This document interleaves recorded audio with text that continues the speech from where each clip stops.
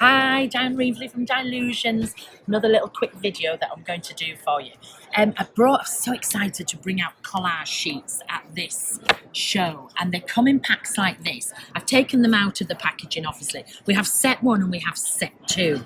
On the back, you can see everything that's in set 1, set 2. I did make a lot of samples just with set 1 and then just with set 2, and then I gave up and just used them all together. But if you can see, just show you on the back, and you've got some little ideas. I did some little artwork, so you've got some ideas of things that you can do, and I'll be doing loads with them. So the basis of these is they are separate sheets, okay? I was originally doing a book, and then I thought, nobody's going to cut a book up. So there are 16 full-size sheets. In England, we call this A4. In America, I think you call it letter size, and it's all art that's taken directly from my journals. This is my washi tape, if you look, because anything that I do is tape. We don't computer generate anything of mine or anything like that. These are strips cut from my journal, and I was like, I want to include that in there. So you can see there's 16 different sheets of cutout, all art in here. And then what I decided to do, gosh, there's so many, I never get to the bottom. I decided that I wanted them shrunk as well.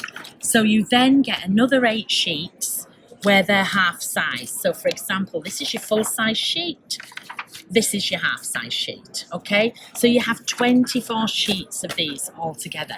Really, really good quality paper. Collage has to be on good paper. People think you can just photocopy things. You're not going to get it because your paint isn't going to go on the top. They're going to wrinkle. So really, really good quality paper. I won't flip through these, but again, similar designs, some large, some small, and you just mix and match them all together. So I'm going to pop them over here because what I do, it's very hard to take a pack and then go, oh, what do I want to do? Do I want that head? Do I want this? You spend more time looking than you do doing. So this is how I do it. I collect lots of boxes, and you can see here I've covered these in my, these are my sticky back canvases. This is one of my old sets, sticky back canvas. You just peel the back, oops, and then I just stick it on. If I was at home, I would have maybe stitched this together beforehand. Here's the brand new sticky back canvas, so you can see, and that I've covered a much bigger box in that. I cover journals in them and I use them in my artwork as well, but I just thought you might like to see that. But I take these boxes everywhere with me. They go in my suitcase, they go to hotels, because I love a good shallow box. So what I do is I'll take half of it into there, and you can see these are already cut out. I'll sit, you could be watching television or anything, you can cut these out. This is easier, I can rummage around in here and find something. So I'm going to put my page here, and then I'm just going to have a look. Let's see. I want to be quite quick today, so I think I'm going to use largest images. So sheet, that looks like a nice head. So what about a body? Oh, that's quite a nice, but sometimes they just come together, and sometimes I'll change them. I think I'm going to move her over there because I quite liking that. Sometimes, as I say, they're really, really quick. These, let me do it this way, then you can see better. These ovals I use as bodies, look.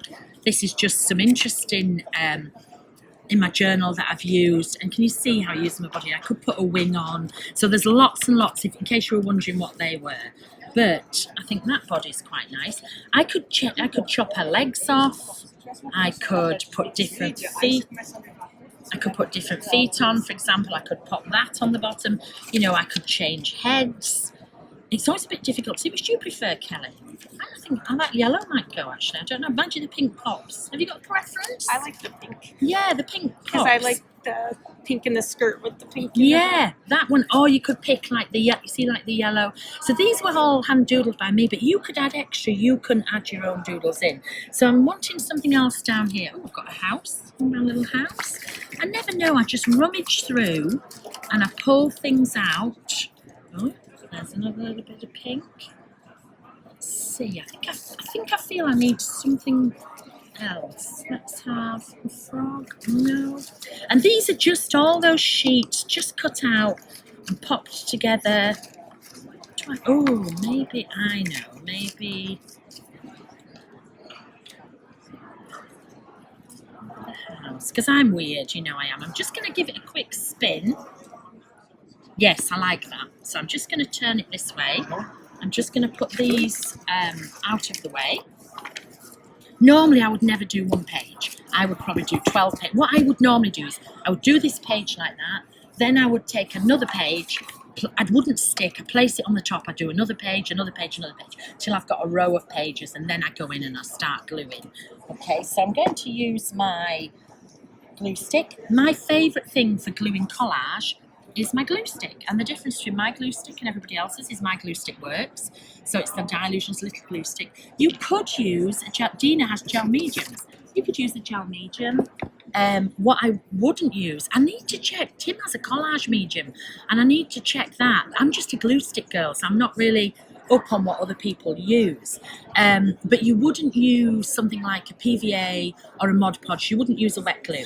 Now the trick when you're gluing collage is you have to glue what's underneath first. So this body is underneath this head. I don't take things off. I just slide this body out, put it here, and then I'm just going to add the glue. Always work on a non-stick craft sheet, because the excess glue you can just wipe up with some kitchen roll. So you just place it down. Okay, then I'm going to be careful not to go on that place where you've just been, because it'll stick. So I'm just going to move it over a bit. And I do this on the plane. I have a little mat and I cut it in half. It's in my dialogue. I always travel with one in my hotel room.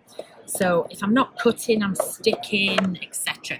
And I normally leave home, I'm going to lift that up. I normally leave home with all the backgrounds done, because I can't use inks and paints in a hotel room. So usually all the backgrounds are done, and then this is what I do on the road. Okay, so I've just stuck that down. These look quite simple. I'll take this one.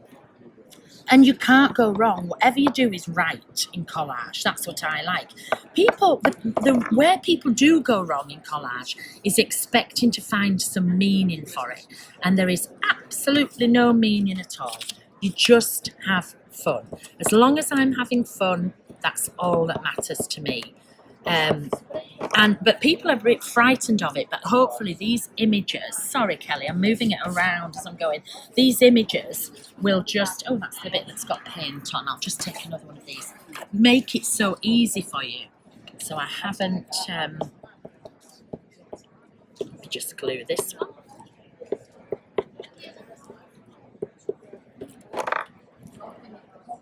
So I'm just going to pop that on the top. And then I usually flip it over and give it a good rub from the back. If you rub it from the front and you've got a little bit that's sticking up, you're going to catch it. So I rub it from the back, and I quite often use my little brayer, my little pink Ranger brayer that I've got. Any brayer, but I like a brayer from the back. It just gives it smooth. And I don't know if you can see, look, all that glue just lifts straight off. There's nothing sticky on there now. So what I would do is I would then glue the next one, the next one, the next one. That's how I work. But after, say, they're all glued, the next thing I would do, and it's hard to do on here because the glue is still wet, but let's see where my pen is. My pen went walkabout yesterday and I don't think it's come back. My black pen. We've got unopened ones there, but never mind. I can show you with another one. But normally I would outline this. I would go around. So if I give you an example of one, I have got tons of them.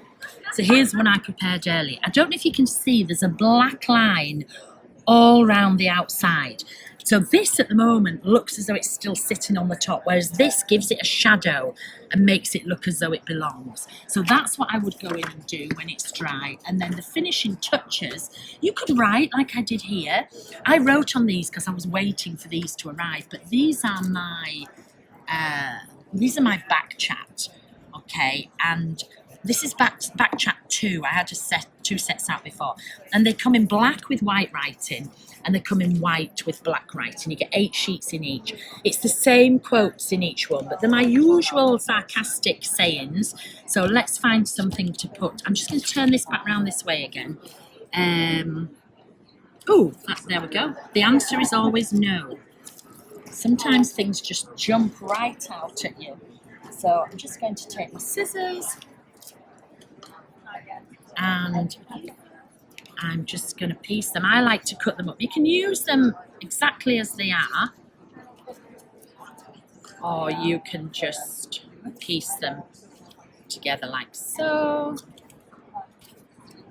And again, when this was all dry and this was stuck, I would outline these with, you can see here, if I'm doing it on black, you can see I've gone round there, but if it's, say, if they're on white, I've sort of gone like this.